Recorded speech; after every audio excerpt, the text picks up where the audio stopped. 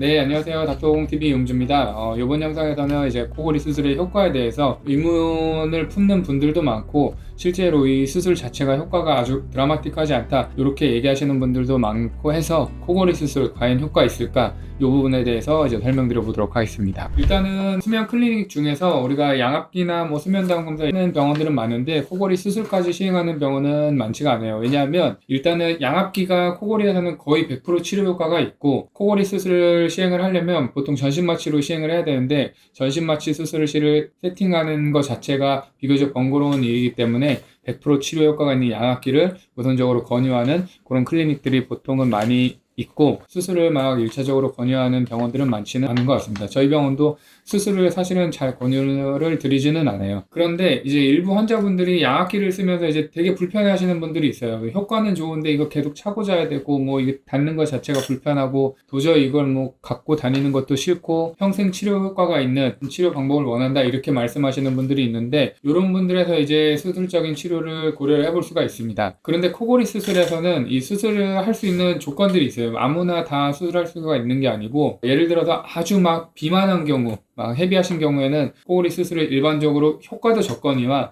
잘 권유드리지를 않습니다. 왜냐하면 폐쇄성 수면무호, 코골이는 이 안쪽에 기도가 좁아지는 원인에 의해서 발생하는 질환인데, 아주 비만한 경우에는 아무리 그걸 넓혀 놓는다고 해도 이 기도 자체에서도 지방조직이나 이런 것 때문에 좁아지기 때문에 코골이가 계속 유지가 될 수밖에 없어요. 그래서 체중 감량부터 먼저 1차 치료를 권해드리고, 수술적 치료는 비교적 보류하는 경우가 많습니다. 또 하나는 이제 수면다운 검사에서 이게 이제 수면 무호흡 지수라 그러는데요. 5 이하가 정상인데 5에서 15가 경도, 15에서 30이 중등도, 30이 넘어가면 심도인데, 30이 넘어가는 아주 심한 수면 무호흡증에서는 수술적인 치료의 효과가 낮다고 되어 있습니다. 물론 이런 경우에도 편도가 너무 크거나 뭐 이런 원인 때문에 너무 명확히 이제 코골이가 유발되는 부위가 보인다고 하면은 수술을 진행하기도 하는데, 이렇게 수치가 높은 경우에는 일반적으로 수술을 잘 진행을 하지는 않습니다. 지금 말씀드린 것처럼 이제 수치도 일정 범위 내어야 되고, 그 다음에 이제 체중도 일정 수치에 대해서 잘 유지가 돼야지 수술적인 치료를 고려해 볼 수가 있다는 건데, 이런 경우에도 재우는 상황에서 코를 골게 만들어서 그 상태에서 이제 내시경을 넣어서 코를 고는 부위가 어딘지 확인을 하고, 그 부분에 대해서 이제 치료를 시행을 하게 되는데, 코골이 수술의 효과가 낮다고 하는 이유 중에 하나가, 우리가 내시경에서 이제 코골이가 일어나는 부분을 제일 많이 좁아지는 부분을 수술을 한다고 해도 다른 부분들에서 좁아지는 부분들이 보통 같이 있는 경우가 많기 때문에 수술적으로 치료 효과가 낮은 이유가 여기에 있습니다. 저희 병원 같은 경우도 1차 치료는 체중 감량이랑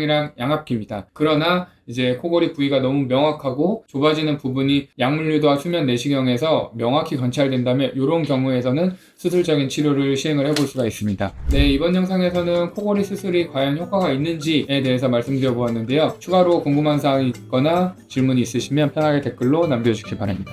감사합니다.